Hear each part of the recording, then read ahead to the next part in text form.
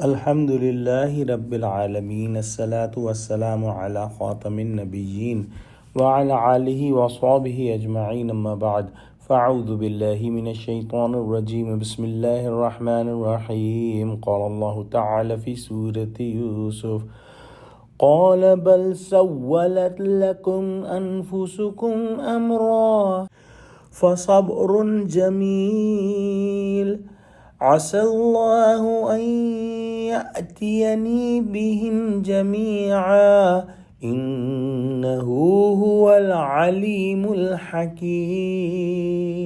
ترجمہ: جب انہوں نے یہ بات یعقوب سے آ کر کہی تو انہوں نے کہا کہ حقیقت یوں نہیں ہے، بلکہ یہ بات تم نے اپنے دل سے بنا لی ہے، تو صبر ہی بہتر ہے۔ عجب نہیں کہ خدا ان سب کو میرے پاس لے آئے، بے شک وہ دانا اور حکمت والا ہے۔ اگلی آیت میں ارشاد ہوا: وَتَوَلَّى عَنْهُمْ وَقَالَ يَا أَسَفَ عَلَى يُوسُفَ وَابْيَضَّتْ عَيْنَاهُ مِنَ الْحُزْنِ فَهُوَ كَظِيمٌ۔ ترجمہ: پھر ان کے پاس سے چلے گئے اور کہنے لگے، ہائے افسوس یوسف، ہائے افسوس، اور رنج و الم میں اس قدر روئے کہ ان کی آنکھیں سفید ہو گئیں اور ان کا دل غم سے بھر رہا تھا۔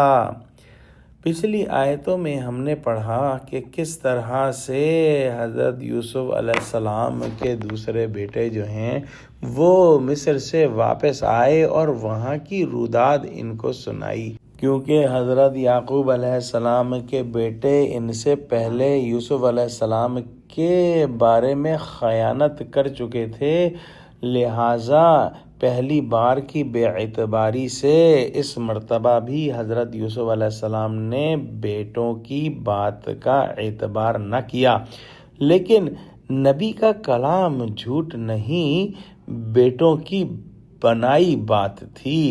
حضرت یوسف علیہ السلام بھی بیٹے تھے، اور لکم کا خطاب جن سے ابناء کی طرف ہوا۔ واللہ اعلم۔ بعض علماء نے فرمایا ہے کہ یہ مطلب یہاں پر ہے کہ حفاظت کے کیسے وعدے کر کے اصرار کے ساتھ لے گئے، وہاں پہنچ کر اتنا بھی نہ کہا کہ اس کے اسباب میں سے پیالہ برآمد ہونے سے چوری کیسے ثابت ہو گئی، شاید کسی نے چھپا دیا ہو، مدافعت تو کرتے یہ کہہ کر کہ پہلے اس کے بھائی نے بھی چوری کی تھی، اس کے جرم کو بھی الٹے پختہ کر دیا۔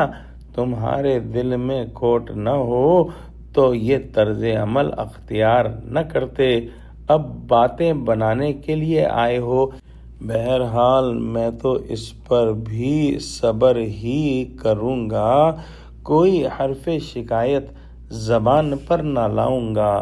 خدا کی قدرت و رحمت سے کیا بعید ہے کہ یوسف، بنیامین اور وہ بھائی جو بنیامین کی وجہ سے رہ گیا ہے، ان سب کو اللہ سبحانہ و تعالی میرے سامنے جمع کر دے، اور وہ سب کے احوال سے خبردار ہے اور ہر ایک کے ساتھ اپنی حکمت کے موافق معاملہ فرماتا ہے۔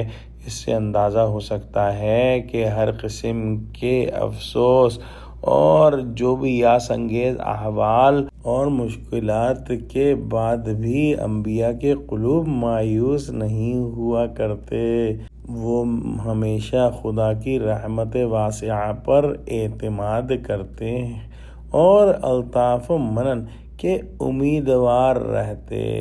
جب بنیامین کی جدائی کا نیا زخم حضرت یعقوب علیہ السلام کے کلیجے پر لگا تو نیا زخم کھا کر پرانا زخم یعنی یوسف علیہ السلام کی یاد تازہ ہو گئی، بے اختیار پکار اٹھے، یا اسف علی یوسف، کہ ہائے افسوس یوسف، اور ان کی آنکھیں بے رونق یا بے نور ہو گئیں۔ اللہ عالم۔ دعا کرتے ہیں کہ اللہ سبحانہ و تعالیٰ ہم کو قرآن کا فہم عطا فرمائے، یا اللہ مسلمانوں کو متحد فرما۔ آمین۔ وآخر دعوانا الحمدللہ رب العالمین۔ السلام علیکم ورحمۃ اللہ وبرکاتہ۔